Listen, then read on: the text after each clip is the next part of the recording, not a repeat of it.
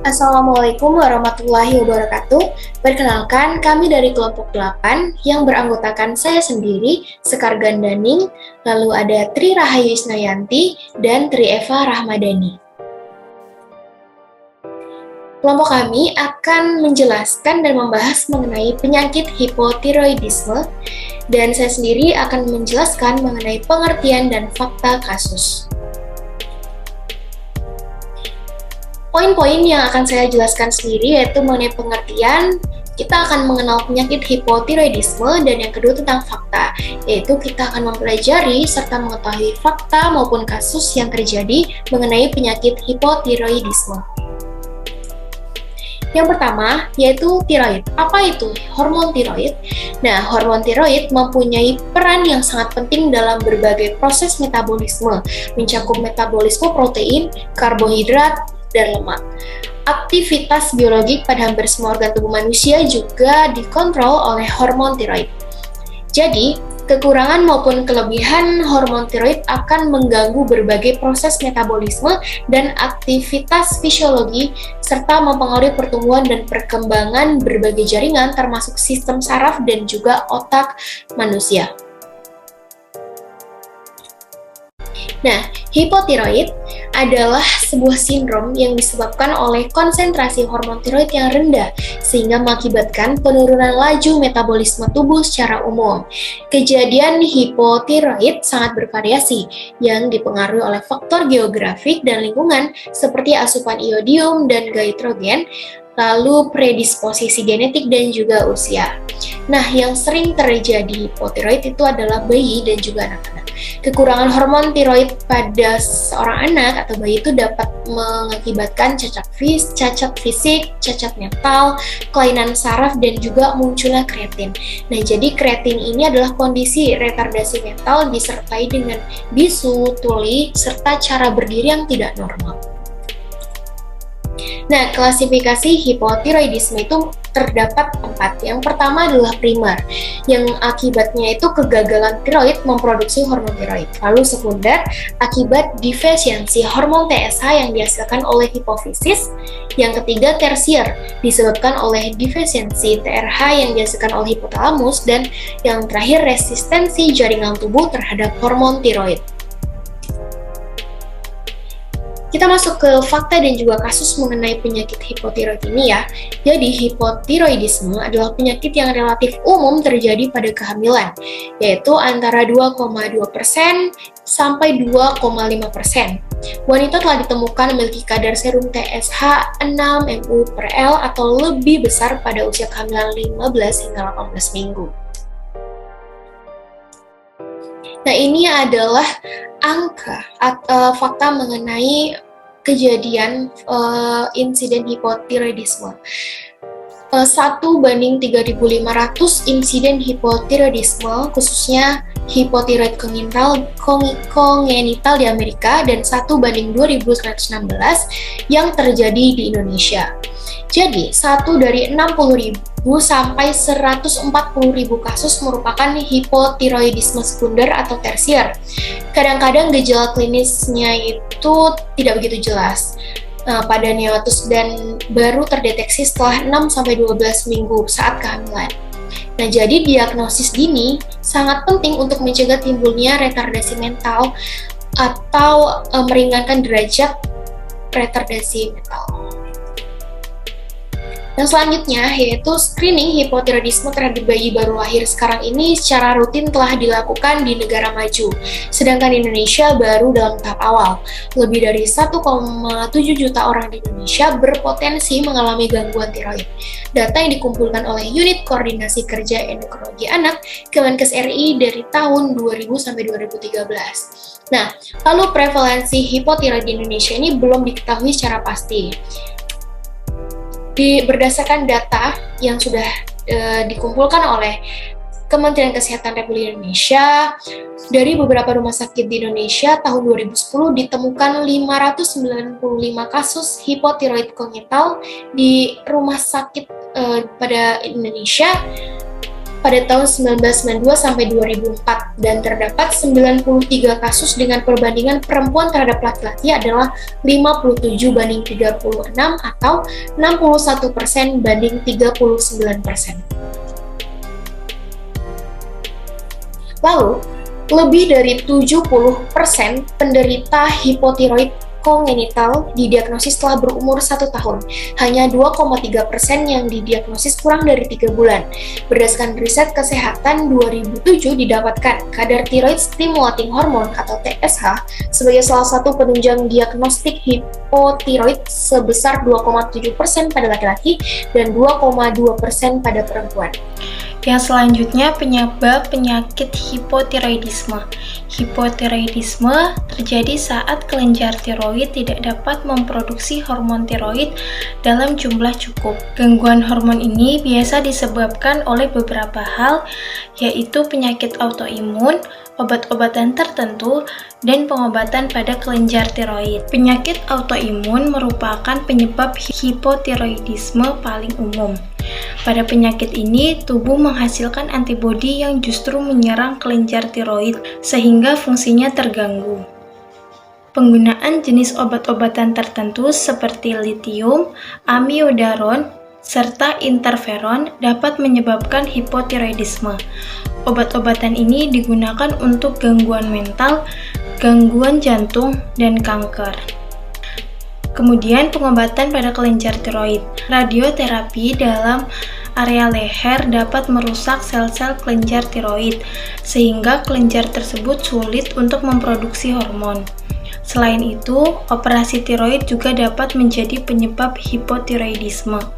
Selain ketiga penyebab di atas, hipotiroidisme juga dapat disebabkan karena pola makan rendah yodium, kelainan bawaan, dan gangguan pada hormon TSH atau thyroid stimulating hormone. Yodium adalah mineral penting yang dibutuhkan oleh kelenjar tiroid agar dapat memproduksi hormon, sehingga jika kekurangan yodium dapat menyebabkan hipotiroidisme. Kemudian kelainan bawaan.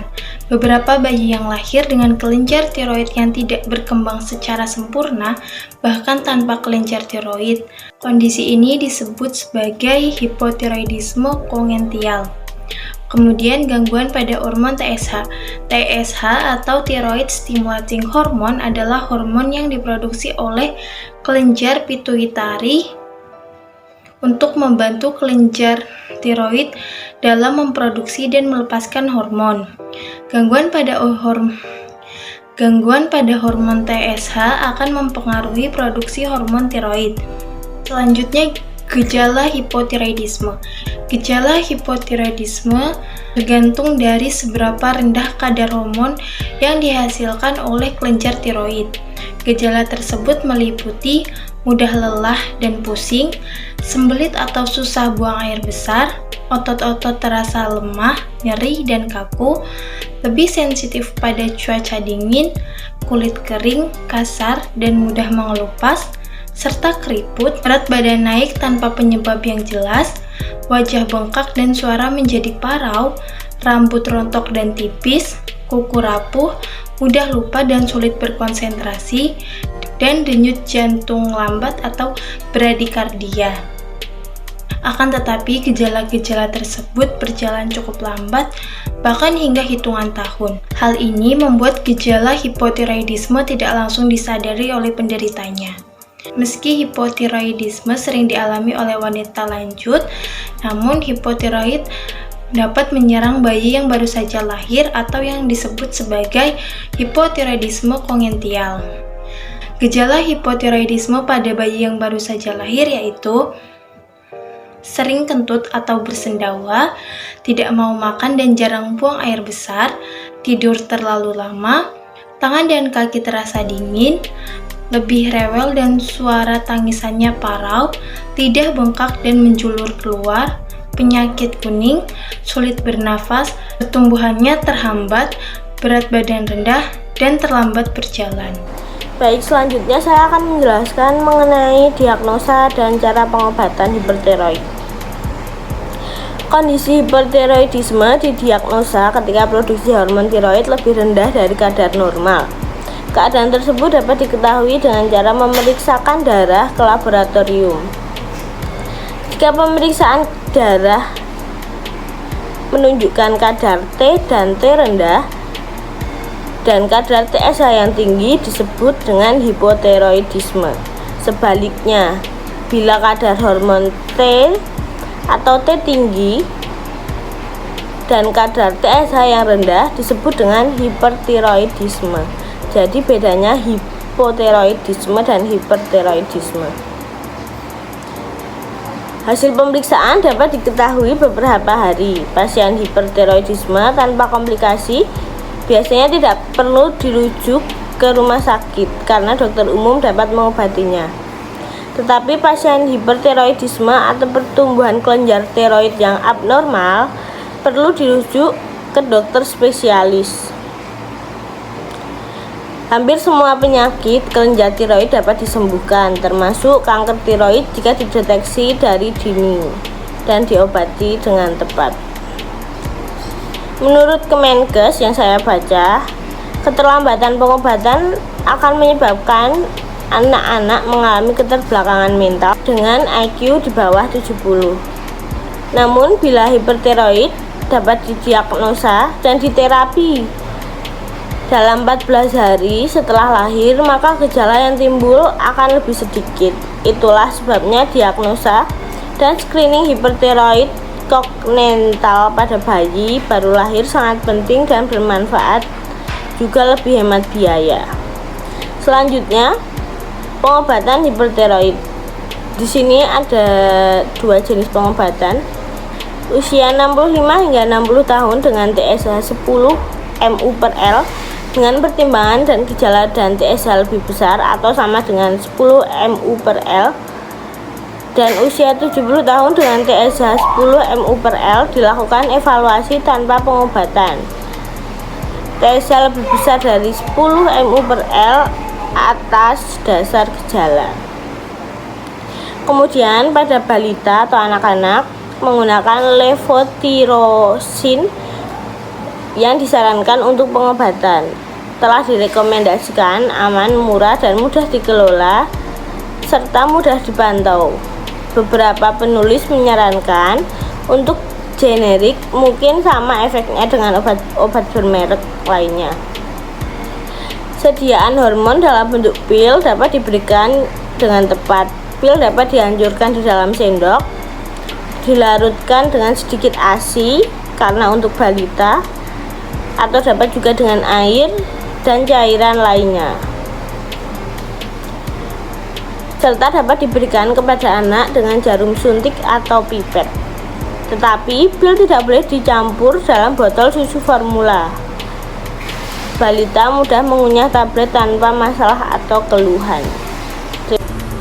Baik, dapat disimpulkan dari seluruh pembahasan kami bahwa hipotiroid adalah suatu keadaan kekurangan hormon tiroid mulai dari gejala ringan, sedang hingga berat. Hipotiroid dapat disebabkan kelainan kognital, ablasi, radiasi, operasi, dan paling sering autoimun.